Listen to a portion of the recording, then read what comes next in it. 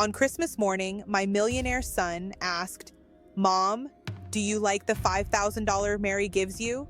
He didn't expect my answer. Hello, my dears. It's Grandma Clara. Today's story. Well, it happened on a Christmas morning I will never forget. That's the title, my dear ones. And every word of it still echoes inside me. You see, Christmas in Daniel's house was always beautiful. The kind of beautiful that sparkles in magazines. A 12-foot tree glowing gold. The smell of cinnamon and cloves dancing softly through every hallway. Garlands on the staircase. Tiny lights glowing like little blessings. And me? I stood there in my red knitted cardigan, holding a plate of gingerbread cookies I'd made the old-fashioned way, hoping this year would feel a little warmer than the last. I always tried to bring warmth with me, because sometimes, when you walk into a house full of glass and marble, you realize warmth isn't always built into the walls. Daniel, my son, my sweet Christmas baby, came toward me wearing that familiar smile of his, but somehow it felt practiced, like a Christmas bow tied a little too tight. We exchanged hugs, the kind that look good in pictures but don't quite reach the heart the way they used to. Then, over the sound of holiday music playing softly, Bing Crosby singing "I'll Be Home for Christmas," Daniel suddenly asked me, "Mom, do you like the $5,000 Mary gives you every Christmas?" Just like that. No warning, no breath between words, no softness. For a moment, I didn't even understand. The question felt like a snowball thrown straight at my chest. I looked around, the twinkling lights, the wreath on the mantel, the stockings with names stitched in gold. It was a room filled with Christmas joy, yet somehow the air felt colder than the snow outside. Mary stood behind him, perfectly dressed in a deep green velvet dress, holding a glass of cranberry spritzer, watching me with a polite smile that didn't touch her eyes. $5,000? Given to me? By Mary? I swallowed slowly. Because the truth, my loves, is that Mary had never given me a single envelope, a single bill, a single Christmas card with so much as a $5 note inside. Not once. I felt my heart stir, not in anger, not yet, but in a quiet ache only mothers know. The ache of realizing your child believes something that simply isn't true. I took a small sip of the peppermint tea I'd brought with me. Its warmth steadied my hands. The crackling fireplace hummed softly behind me, and for a moment, it felt like all the Christmas lights dimmed, waiting for my answer.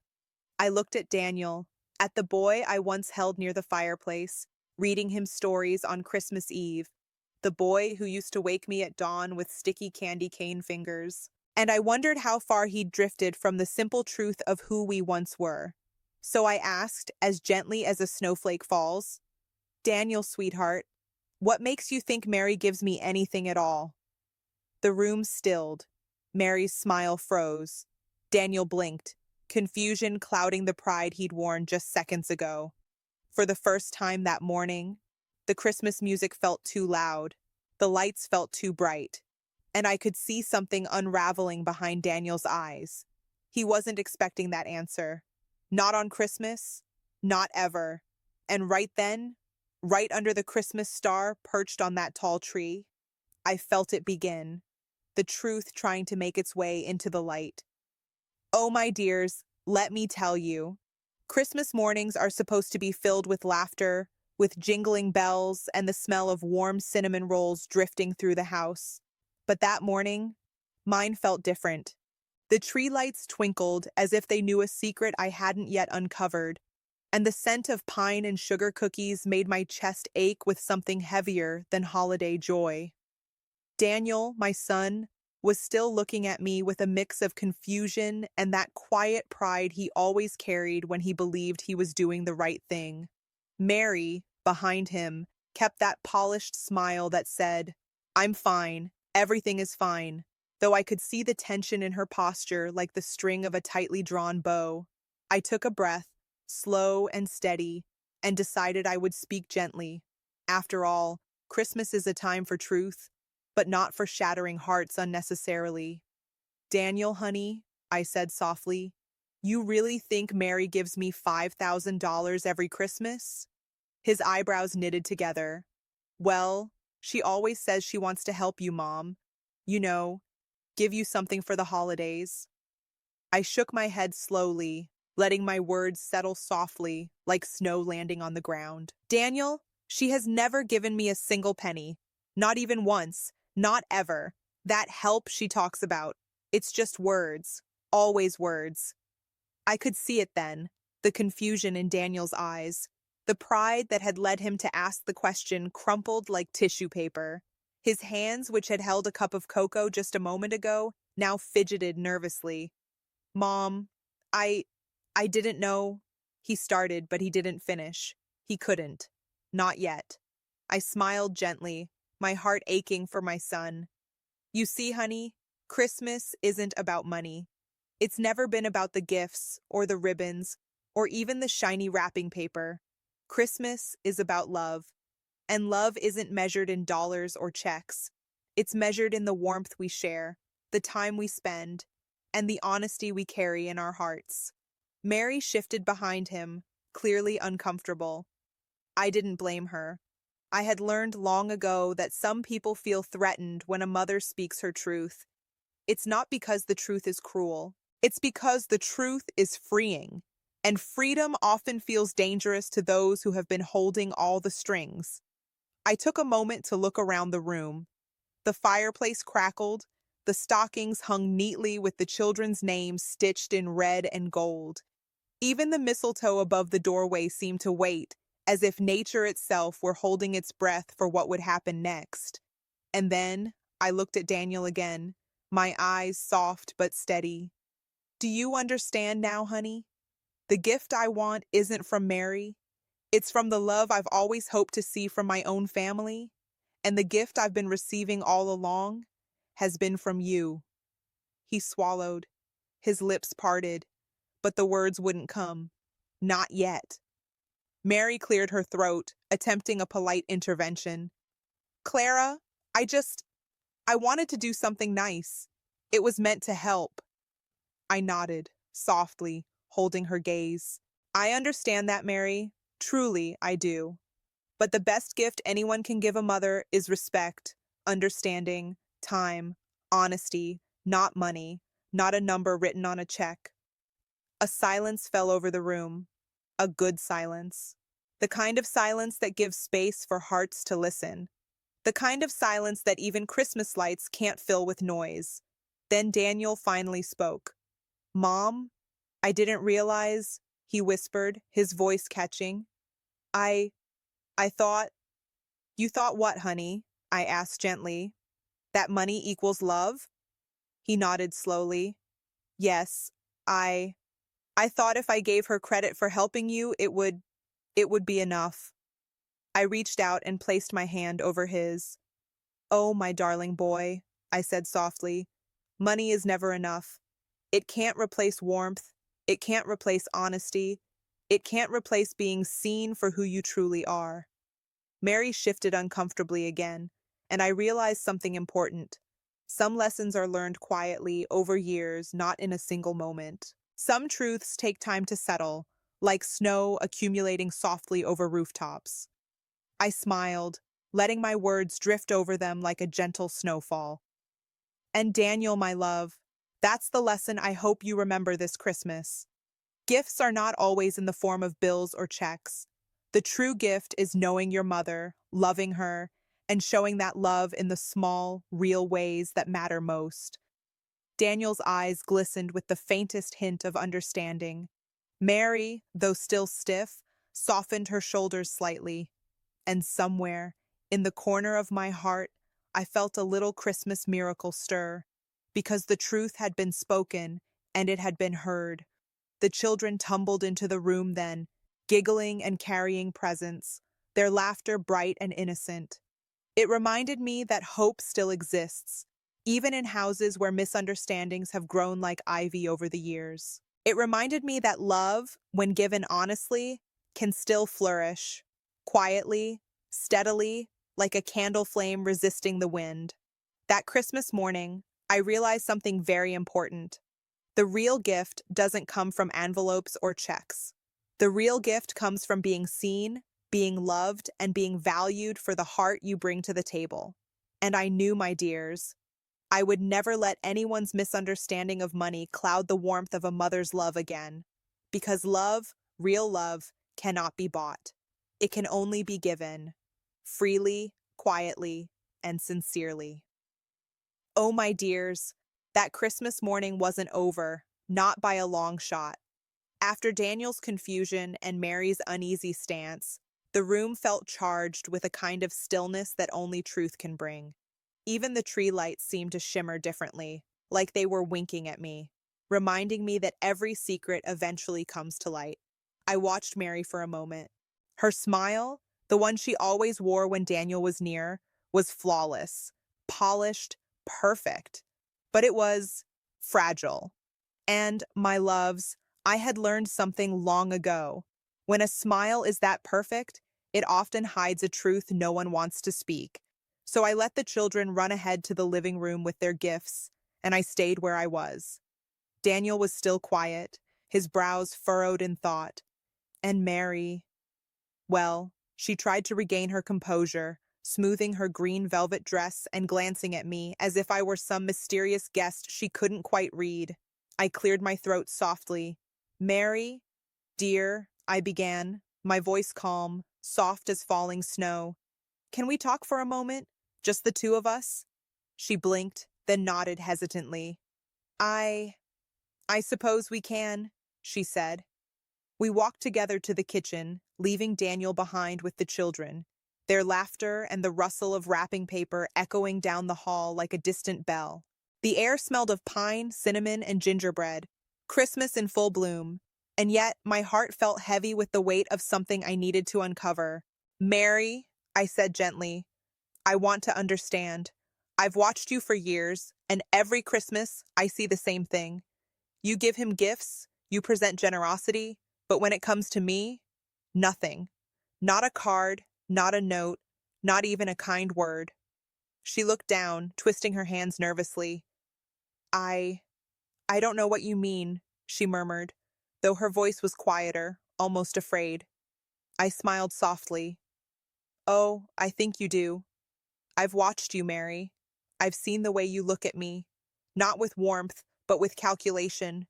And I've listened to Daniel, who believes you give me money every Christmas, when in reality, you've given nothing. Her eyes widened slightly. No, that's not true, she whispered. Yes, it is, I said softly. And Daniel believes it because he trusts you. He doesn't know the truth. He doesn't know what's really happening behind the smile. She bit her lip, and for a moment, the room was silent, except for the faint ticking of the kitchen clock. And then, slowly, carefully, she began to speak. I I don't know why I do it, she admitted, her voice shaking. I suppose I want to control things. I want him to see me as perfect, as generous, as as the one who protects him from all mistakes. I nodded gently. Mary, I understand wanting to protect your family. I do. But generosity cannot be real when it's built on lies, and love cannot grow where truth is hidden.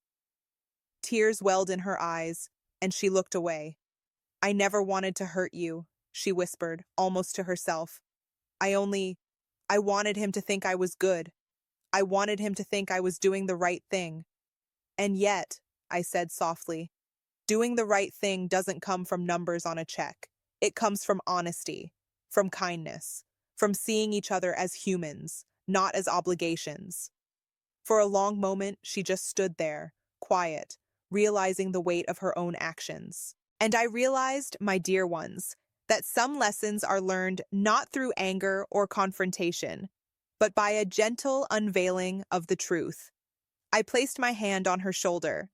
Mary, this Christmas, we have a chance to do things differently. Not for Daniel, not for anyone else, but for ourselves, for honesty, for warmth, for peace. She nodded, slowly. I I think I understand, she whispered, and in that moment, I felt the first real spark of hope that morning. Because even in houses where misunderstandings have festered for years, even where pride and secrecy have stood tall, Christmas has a way of breaking through, gently, quietly, like the first rays of sun over a snowy field. When we returned to the living room, Daniel was waiting, eyes wide, still trying to process everything he had overheard. I smiled at him, softly, and said, "Honey, Christmas is about love, not numbers, about truth, not appearances. And sometimes it's about seeing people for who they really are." Mary glanced at him, then at me, and for the first time that morning, her smile was soft, real, human. Not perfect, not polished, but real. And that, my dear ones, that is the magic of Christmas, the magic of truth, the magic of hearts opening just enough to let love in. Because sometimes the most important gift under the tree isn't wrapped in paper. It isn't shiny or expensive. It's the gift of understanding, of honesty, of peace. And that Christmas, I realized something I had long forgotten. The heart can heal, even in houses filled with misunderstandings, if only we let it. Ah, my dears, Christmas dinners are supposed to be the heart of the holiday. The house smells of roasted turkey and cinnamon. The table is dressed in red and green linens. Glasses clink softly, and laughter dances around the room like little sparks of joy. But that Christmas, the table held more than just food. It held the weight of unspoken truths and the anticipation of hearts learning what had been hidden far too long. I watched Daniel as he carried the platters to the table. He looked nervous, shoulders tight, as if he could feel the tension under the twinkling lights. Mary walked beside him, trying to smile, but her eyes betrayed a mix of fear and understanding. She knew the conversation in the kitchen had changed something between us all. I took my seat, and the children shuffled eagerly, their small hands reaching for decorations, their giggles brightening the moment. And then Daniel looked at me, that look of uncertainty and love in his eyes. "Mom," he began softly, I I need to apologize. I didn't realize." I raised a hand gently, shaking my head, and smiled softly. "Daniel, honey, there's no need to apologize. You asked a question because you thought you were right. That's all any of us can ever do. Try our best with what we know." Mary's gaze fell to her lap. I could see the shame mingled with relief there. Relief because the truth had been spoken gently, and shame because the truth could no longer be ignored. We began the dinner slowly, passing platters, sharing small smiles. But the air was different. There was an honesty now, subtle and quiet, like the gentle snow falling outside the window. And as we ate, I spoke softly, guiding the conversation to warmth and reflection, just like I always hoped Christmas would be. "Daniel, do you remember when you were small and we baked cookies together every year?" I asked, smiling. He nodded, eyes bright with memory. "Even if the cookies were burnt, you always said they were perfect," he said, smiling shyly. "And that," I said softly, "is exactly the gift I've always wanted. Not money, not checks, not ribbons or wrapping, just being seen, being remembered, being loved." Mary looked up, her eyes glistening. I I think I understand now," she said, her voice soft. "I wanted to show generosity. I wanted to feel like I was doing something good. But I see now, it's not about the money. It's about kindness and truth and love." I reached across the table and placed my hand over hers. "Yes, dear, and it's never too late to begin again, to start fresh, to let love guide your actions, not appearances." Daniel nodded, relief softening his features. I I get it, Mom. I really do. I just wanted you to feel cared for, in the way I thought was best." I smiled, a tear glinting in my eye. "You are caring, my darling boy. You just needed to see the right way to show it." The children laughed, passing gifts around, unaware of the adult weight of the conversation, and in that laughter, I felt the warmth of Christmas return fully. The house was filled with the glow of twinkling lights, the smell of turkey and cinnamon, and the most important gift of all, honesty, understanding, and the promise of a better relationship. Mary and I exchanged a small smile across the table, and I felt the first stirrings of something I had hoped for all along: mutual respect, not forced, not polite, but real. And Daniel's gratitude and understanding made my heart swell with hope. That Christmas dinner wasn't perfect in the way magazines portray perfect holidays. It was real. Messy in some ways, tense in others, but it was honest. And honesty, my dears, is a gift worth more than all the gold in the world. As we cleared the dishes later, Daniel leaned down to me and whispered, "Mom, thank you for everything. I I understand now." And I nodded softly, heart full, knowing that even after years of misunderstanding, love and truth could still bring us together, like the warm glow of Christmas lights in a dark winter night. That night, as I tucked the children into bed and watched the snow swirl outside the windows, I realized something. The best Christmas gift isn't wrapped under the tree. It's the truth spoken with love, the understanding that follows, and the quiet joy of hearts that have finally learned to see each other. Ah, my dears. Christmas night had settled like a gentle blanket over the house. The tree lights blinked softly, casting shadows that danced quietly on the walls. The children were asleep, dreams full of sugar, laughter, and little secrets of the holiday. And finally, I had a moment to breathe, to reflect, to let my heart settle. That Christmas morning and the dinner afterward had changed things in ways I hadn't imagined. Daniel had finally seen the truth about Mary's gifts, or rather, the absence of them. Mary herself had begun to understand what generosity really meant: honesty, warmth, and kindness, not numbers or checks. And I had found my own peace. For years, I had carried small resentments, tiny aches from unspoken words, and the feeling of being unseen. But that Christmas, as the snow fell quietly outside, I realized something important. It was time to let go. Time to close the door on years of misunderstandings, assumptions, and hurt. I walked to the front door, the house silent and calm, and placed my hand gently on the handle. It wasn't just a door to the outside world. It was a door to the past, to the doubts, the shadows, the moments when I had questioned my own worth. And I turned it slowly, softly, and closed it behind me. Not in anger, not in bitterness, but in quiet dignity, in calm acceptance, in the knowledge that I had spoken my truth, had been heard, and had opened the way for real love and understanding to flourish. When I returned to the living room, I saw Daniel sitting by the tree, quietly watching the ornaments. He looked up, meeting my eyes. "Mom," he whispered softly, "thank you for everything, for being honest, for showing me how Christmas should feel." I smiled, my heart warming like the glow from the fireplace. "You're welcome, my darling boy," I said softly. "Christmas is always about love, and the truth that binds it together. Nothing else matters."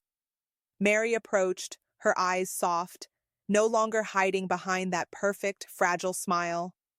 "Clara," she said quietly, I I want to do better.